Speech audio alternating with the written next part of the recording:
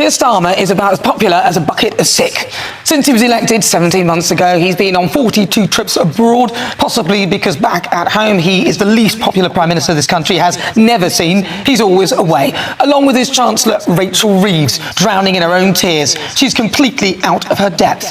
Rachel was voted the least popular Chancellor ever, and in a recent YouGov poll, 0% felt that Labour were doing a good job on the economy. Yes, that is zero, so that is no one. The others aren't much better. That trans women don't have ovaries, but a cervix, I understand, is something that you can have. The answer, my friend, is blowing in the wind. The answer is blowing in the wind. And amidst all the scandals now, Defence Secretary John Healey is in a spot of bother for a council tax cock-up. Need I go on? I'd be here all day. It's only been 17 months. And to top things off, Labour's London Mayor Sadiq Khan is in charge of our great capital, is also escaping his problems back at home. He recently flew out to Africa, business class, with a team of 11, costing the taxpayers 83 grand. But possibly one of the budget savings you could have made was the cost of your Africa trip, which cost the taxpayer £83,000. You took an entourage of 11 staff to South Africa alone. Can you explain, by the way, this was on business class, so good for you. I hope they took care of you on the flight. Can you explain why such a large team was essential, or does streamlining only ever apply to everyone else's footprint but yours? It's the role of the Mayor of London to champion the capital as an exceptional place to live, work, study and invest in. The purpose of the visit was to promote London. In the meantime, London is in the grips of a crime epidemic. I'm against the wall. And I was literally right about to arrive for my audition. So I had to come in and I'm trying to gather myself, but I'm so shaken because obviously I had that phone attack happen to me and it's so nerve-wracking for me being out in central London now. That was Bridgerton star Genevieve Chanel. And the other week it was Kirsty Gallagher. I don't know about you, but I can't take this government seriously. If you don't laugh, you'll cry.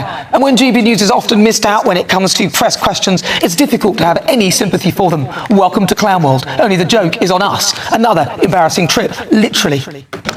Hello. How are you? Very good to see you. You couldn't make this up if you tried.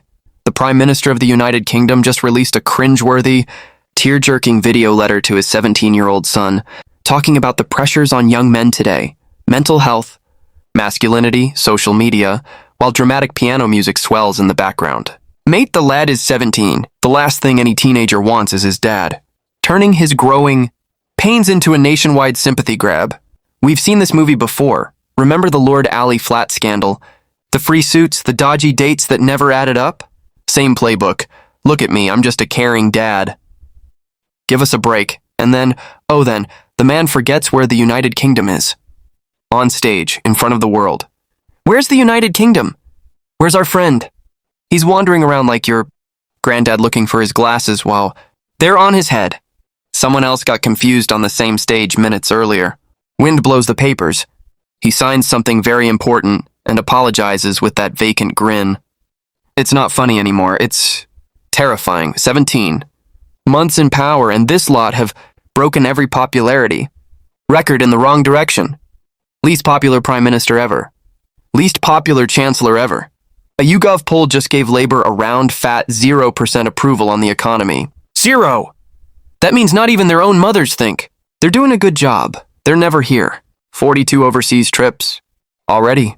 Probably because nobody wants to face the music at home. The Chancellor is drowning in her own budget tears.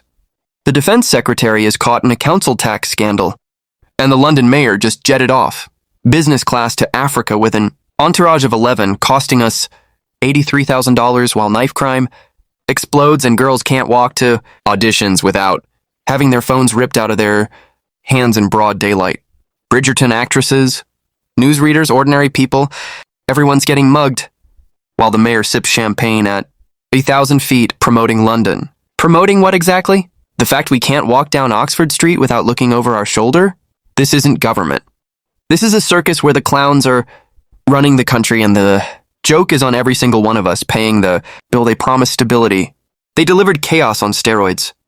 They promised no tax rises, then slammed us with the biggest tax rate in history. They promised to fix the economy, then scared every farmer, pensioner, and small business owner half to death. They told us they were the grown-ups in the room.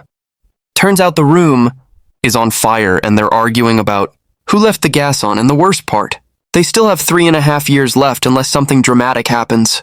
3.5 more years of this clown show. Unless the men and women in that massive majority finally grow a backbone and say, enough, because right now, Britain